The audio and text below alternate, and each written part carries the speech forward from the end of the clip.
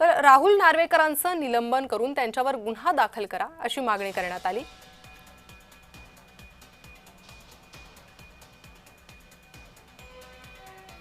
कथित viral video नंतर उद्धव ठाकरेंनी ही मागणी केलेली आहे। राहुल नार्वेकरांचं निलंबन करा, त्यांच्यावर गुन्हा दाखल करा। जुन्या जखमा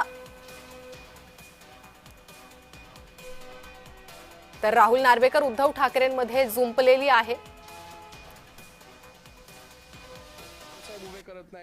जनतेचं जे काही न्यायासन आहे विधिमंडळ त्याचे अध्यक्ष असतात आणि तिकडे निष्पक्षपातीपणाने कारभार करण्याची जबाबदारी त्यांची असते।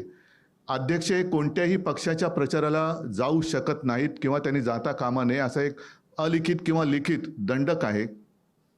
त्याला छेद देणारं उद्दाम वर्तन त्यांनी परवा केलेलं आहे आणि म्हणून त्यांना तत्काळ निलंबित केलं पाहिजे, त्यांच्यावरती गुन्हा दाखल झाला पाहिजे।